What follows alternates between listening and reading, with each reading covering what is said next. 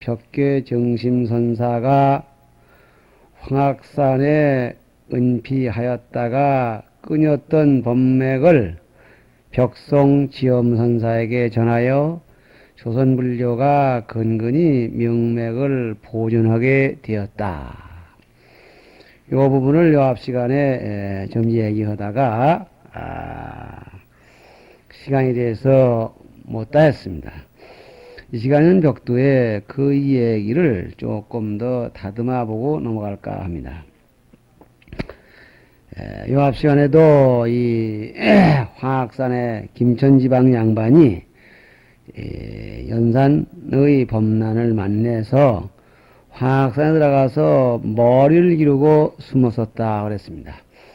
이 얘기는 마치 당나라 때의 무종의 범난 때문에 앙산 스님이 산에 머리를 기르고 숨었다가 범난 뒤에 나타나서 위산 스님을 찾아가는 흡사 그런 얘기와 같습니다. 그러나 당나라 때 그 사탄은 계획적으로 이 불교를 할상 망가뜨리는 그런 얘기였었는데 반해서 이 연산조의 사태는 사실은 불교를 의도적으로 망가뜨리는 것이 아니라 연산조가 망발이 들어서 너무 음란에 빠져가지고 정도를 무시하는 그런 행위에서 나온 것이 좀 다릅니다. 이때 특징이 있다면은 불교뿐만 아니라, 유교를 공부하는 이런 서원 같은 것도 많이 폐지시킨 것이 그 일례이겠습니다.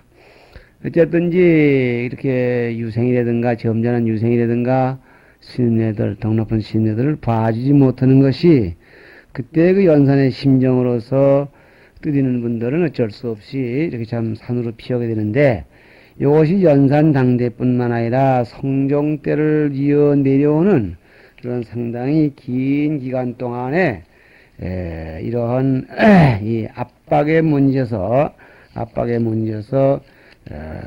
이 수행인들이 어쩔 수 없이 숨어버리거나 아니면 퇴속해버리는 그런 법맥상 단칭이 생기는 것입니다.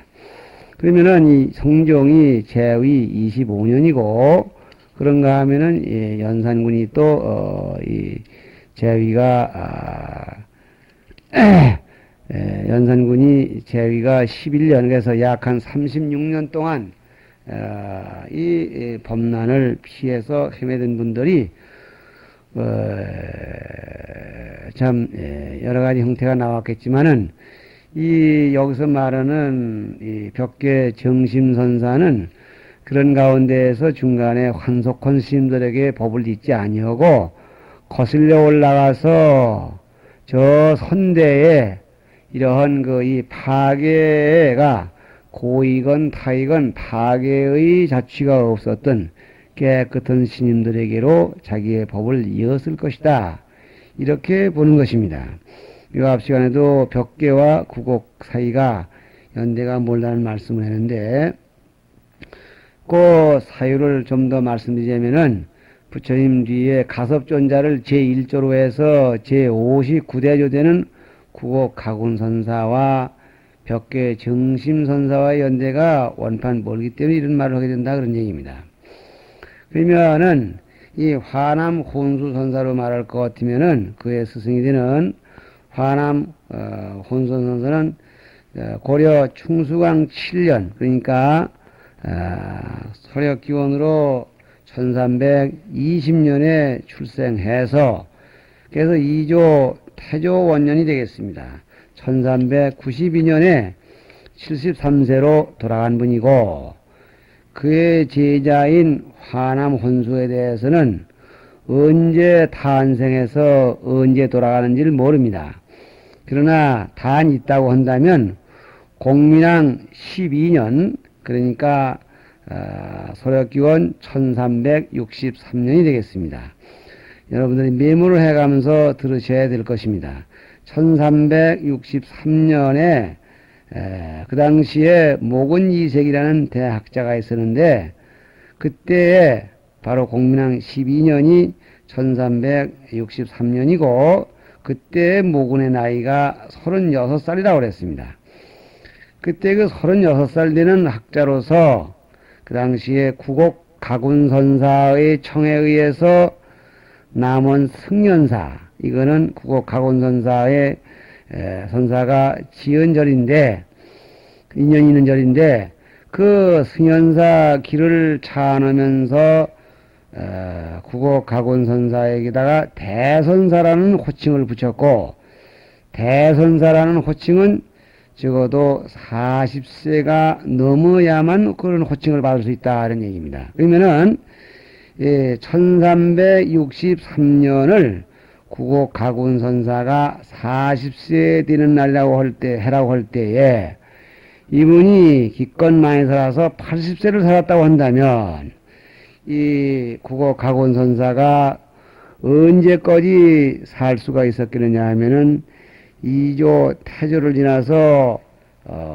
태종 초, 다시 말하면은 1403년, 최소한도 1400년경에 돌아간 분일 것이다. 이렇게 이제 일단 봐야 할 것입니다.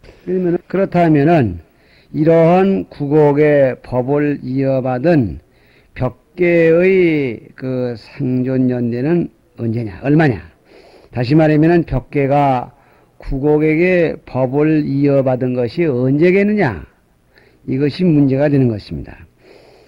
그리고 벽계가 벽송에게 법을 전했다 이랬지만은 벽계가 벽송에게 법을 전한 것은 또 몇 살 때며 언제냐? 이게 좀 나오면 좋겠는데 그 부분이 통설에 분명치가 않습니다.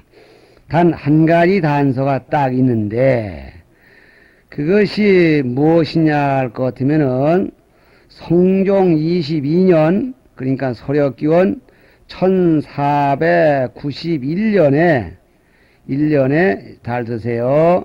벽계와 벽송이 만렙니다. 벽계와 벽송이 만렙. 그러면은 저우의 구곡이 돌아간 연대를 1403년, 대충 잡아 1400년이라 하고, 벽계와 벽송이 만난 연대가 490년이라 한다면은, 이 사이는 무려 90년이라는 공간이 뜹니다.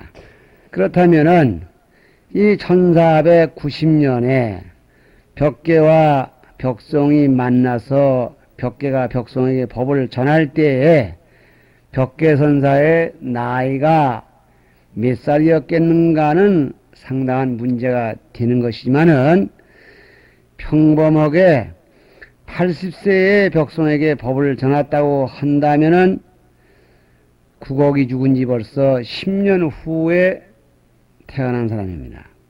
그렇다면은 죽은 지 10년 후에 태어난 사람이 성장해서 출가해서 법을 깨달아서 그래서 80세에 이르러 벽송에게 법을 전하기까지 과연 자기 혼자 공부를 했겠는가? 물론 누구에게 의해서 공부도 하고 출가도 했지만 그 중간 범난 사태 때문에 어찌할 수 없이 퇴속도를 모두 해버렸기 때문에 중간에 퇴속한 분들을 잘라버리고 그 후에 청정원 스님한테로 말하면 멧돼지 할아버지로 거슬려 올라가서 법을 이었다. 그래서 우리 전하는 말에는 원사구곡이라 그렇게 말하고 있습니다. 멀언자 이을사자 거북기자 골곡자 멀리 귀곡을 이었다. 이렇게 말하고 있습니다. 물론 여기에 한 가지 또 돌출구가 있다면은 1400년경에 구곡이 돌아갔고 구곡 돌아가기 전에 벽계가 이미 태어나서 출가해서 도를 깨달아 법을 이어받고 그리고 오래오래 살다가 한 120세까지 살다가 숨어 살다가 벽성을 만나서 법을 전했다. 그렇게 하자면 적어도 120세 내지는 줄 잡아도 115세는 살았어야 될 것입니다. 어쨌든 여기에 이렇게 의문의 여지가 있는데 나는 그걸 파기 위해서보다도 이 교재에서 얘기하고 있는 것은 이러한 상황들은 그 당시에 불법을 도태하는데 승려들이 갈피를 잡지 못하고 이절이 피해 다니던 그런 현상이다. 이것을 중점적으로 말씀하고 있는 것입니다. 그런가 하면은 이와 같은 연산지는 12년 만에 축출당하고 그 다음에 등극한 분이 중종이 되겠습니다. 연산주 때는 이 음황한지 때문에 선교 양종 도해소를 폐지하고 공창으로 사용했습니다. 그런가 하면은 2년에 한 번씩 보이던 과가도 이 노름놀이에 팔려가지고 오입잡기에 팔려가지고 그 일이 자연히 폐지가 됐었는데 중종이야말로 정식으로 흥천사, 흥덕사 이거를 철거해 버립니다. 그리고 경주에 모셨던 일대 동불상을 내겨서 군기를 만들고 원각사를 헐어서 그 목재를 갖다가 연산조 때 피해받은 그런 민가들에게 나눠줘서 집을 짓도록 이렇게 조처를 합니다. 이래서 참으로 불교가 발붙이기 어려운 그런 상황이었는데 결국은 그 양반 역시 재위 39년 만에 돌아가고 그 다음에 등극한 분이 명종입니다. 명종이 즉위한 것은 1547년 이었으나 나이가 12살밖에 되지 아니해서 어렸습니다. 그래서 그 어머니인 문정왕후가 이른바 수렴청정을 하게 되는 것입니다. 다시 말하면 형식적으로 왕을 앞에 앉혀놓고 그 뒤에 발을 치고 왕후가 왕을 대신해서 정치를 하게 되는데 이 문정왕후는 본래부터 불교를 독실하는 사람으로서 평소에 중종 때에 그 불교를 배척하는 그 남편의 처사를 못마땅하게 생각했습니다. 그래서 그도 인간이요 또 이 나라의 백성인데 탄압만 가하는 것보다는 잘 선도해서 진정한 수도를 할 수 있게 하는 것만 갖지 못할 것이라는 얘기를 종종 했으나 그것이 용납되지 못하더니 자기가 대권을 쥐게 되매 곧 불교 부흥 정책을 쓰기 시작했습니다. 이래서 그 첫걸음으로 덕 높은 승을 널리 구했는데 그때 강원도 감사 정만종이라는 사람이 대단히 뜻 있는 사람입니다. 일만만 세북종 정만종이라는 사람이 양양 신흥사 지금 설악산 신흥사 되겠습니다. 거기에 계시는 허응보우 비로자 응어릉자 넓을 보자 비우자 허응보우선사를 천거해 옵니다. 그래서 그분을 불교의 수반으로 하고 불교에 관한 불교를 위해서 불교를 좀 더 보호해야 된다는 그런 비망록 메모를 정부에 내려보냅니다. 그 내용을 볼 것 같으면은 양민이 날로 줄어들고 군졸이 적어서 피로가 막심하니 이 이유는 다른 게 아니라 백성들이 역사를 싫어해서 도망가서 뭐 중이 된 때문이다. 이 때문에 중이 날로 늘어가고 군대 수는 줄어지니 참으로 한심한 일이다. 이 이유는 승도를 통솔하는 그런 기관이 없고 또 제어하는 법이 없기 때문이다. 그러니 과거 조정에서도 선교 양종을 설립하고 과거를 배인 것들이 불교를 위하는 것이 아니라 꼭 불교를 위해서가 아니라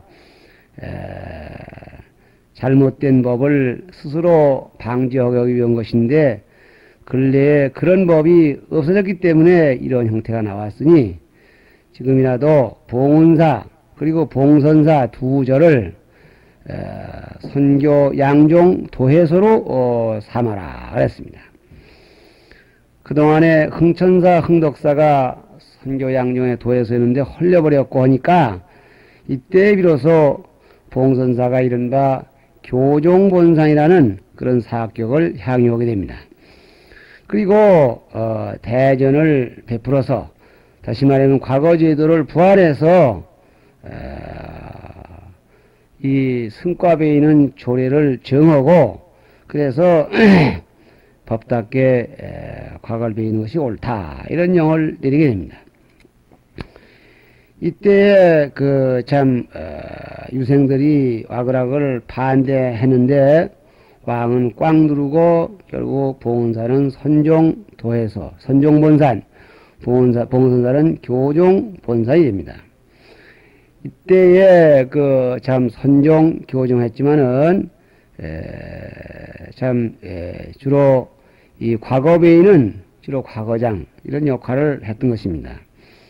그때 보호스님은 봉은사 주지고 그 당시 봉선사 주지는 한일자 참진자 일진이라는 분으로서 승과를 재개하게 되는데 명종 6년에 예비고시를 보고 명종 7년에 본고시를 봤다 그랬습니다. 명종 7년은 서기 1551년이 되겠습니다. 이렇게 해서 이 과거에 응하는 분들이 참 응해서 이 뽑혀 나온 분들이 참 훌륭한 분들이 계속 나오게 됩니다.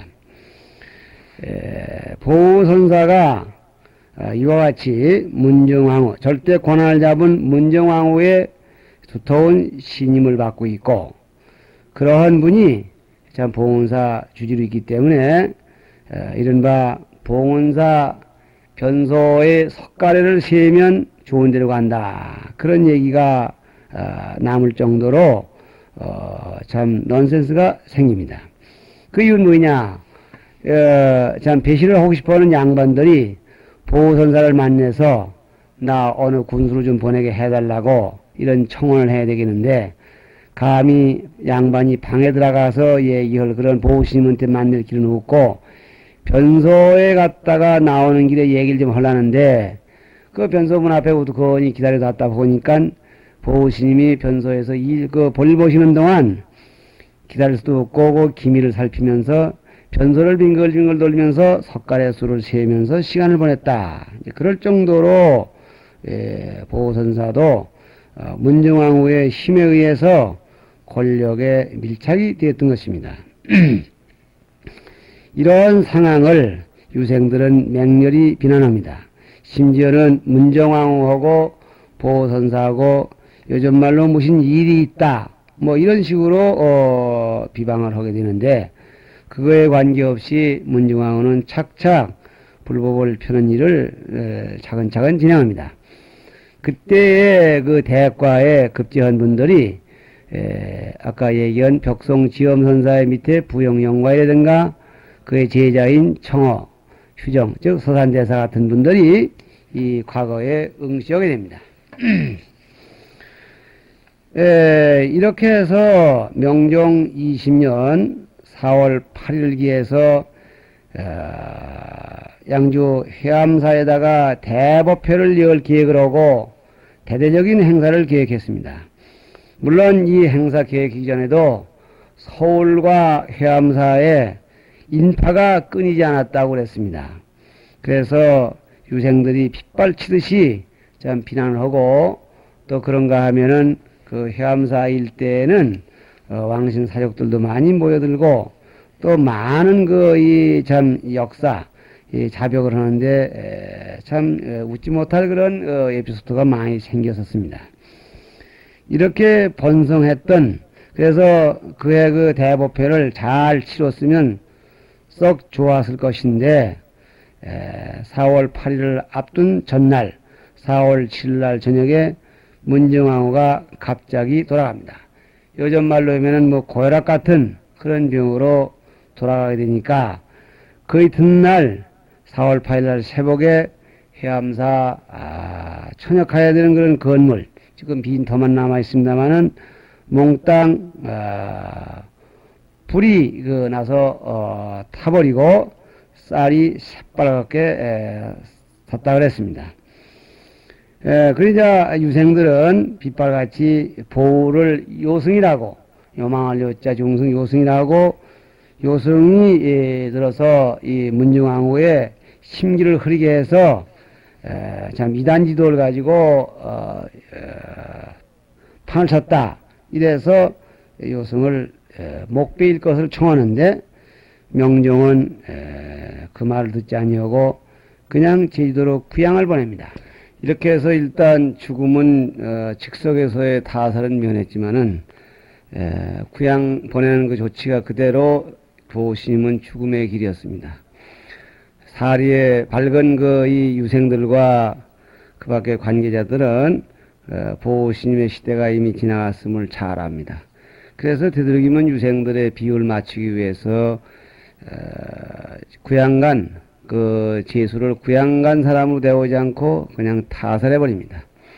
그 당시에 제주 목사, 제주 군수이던 변협, 가변자, 그리고 협동원된 협자, 변협이라는 사람은 이 보호스님을 말 꼬리에다가 발목을 매달아서 매달고 그리고 말에 올라타고 말을 채찍질해서 달려가지고 그래서 골이 깨져서 이 피가 그야말로 간내도지 길바닥에 뇌가 그냥 허옇게 발라지고 해서 죽입니다.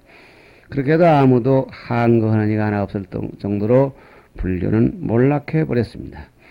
이렇게 해서 이 문정왕후가 불교를 좀 일으켜 보려고 애쓴 지 15년 만에 깜빡하는 그런 구간을 남겨놓고 돌아갔고, 그리고 이 문정왕후의 영향을 받아 명종 역시 불교를 좀 보려고 할 수 있는 기운이 있었으나 결국 그분도 재위 25년으로서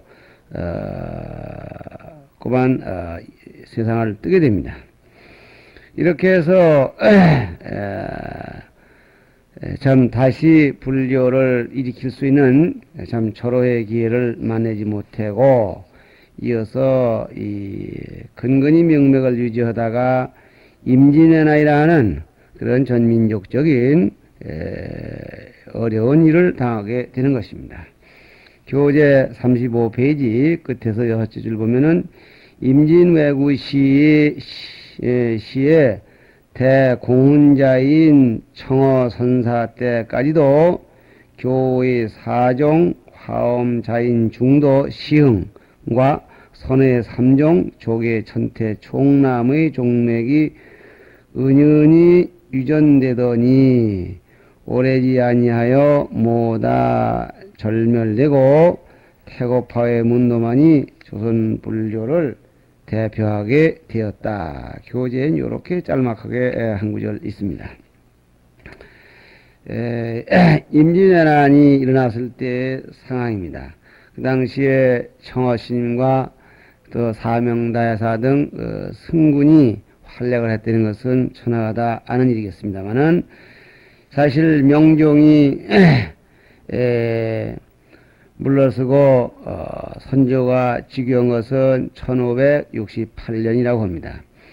이 선조가 즉위하자 그 25년 뒤는 해 1592년이 되겠습니다. 그 해는 임진년이라 해서 임진왜란. 그때 일본에서는 우리나라를 공격을 해 들어옵니다. 도요토미 히데요시다는 이런 막부장관의 막강한 힘이 결국은 이 바다 건너 대륙을 공략할 경륜을 세우게 됩니다. 그래서 명나라를 쳐야 되겠는데 명나라를 치자면은 우선 조선을 자기 땅으로 넣어야 된다는 이러한 이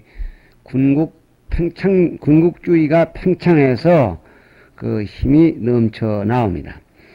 그러한 준비를 하고 있는데도 불구하고 우리나라 정부에서는 사색 정당의 여념이 없은 때입니다. 그래서 25년 이들이 4월 13일 날 부산을 상륙하게 되는데 명나라로 가게 길을 비켜라 이렇게 통문을 내립니다.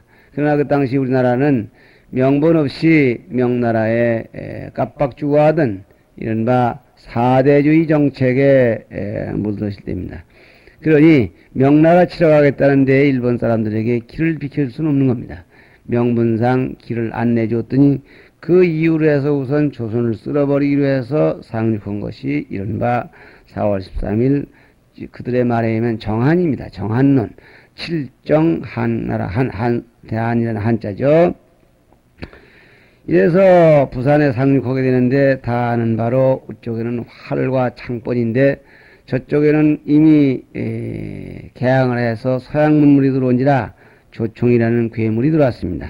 그래서 부산 첨사, 그때는 부산이 얕고 동네가 컸습니다.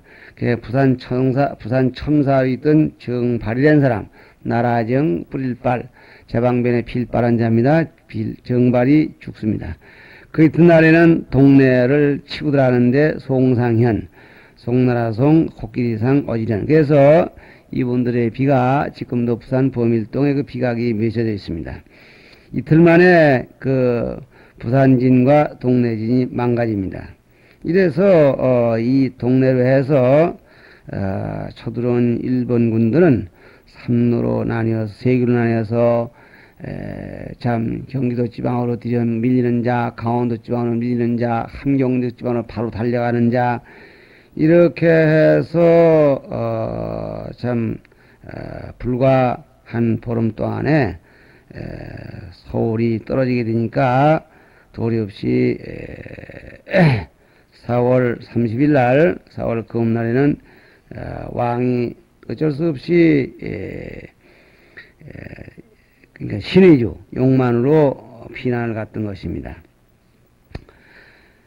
그때 그 왕이 철저히 느낀 것이 있다면은 그 신임내들의 충정을 좀 받아들이지 못하고 양반들의 간계에 놀아나서 참 정당 싸움을 하느라고 이 전쟁에 대비를 하지 못했다는 데에 큰 뉘우침이 있었던 것입니다. 그래서 가면서 이 꼴이 돼가지고도 그래도 동인 서인을 논할 것이냐는 그런 개탄하는 시를 짓게 됐고, 그런 과정에서 이 어려운 난국을 누가 해결할 것이냐는 것을 머릿속에 물색하게 되는데, 그때 떠오른 인물이 바로 묘양산에 계시는 묘양산 보현사에 계시는 서산대사이신 것입니다. 시간이 되세요.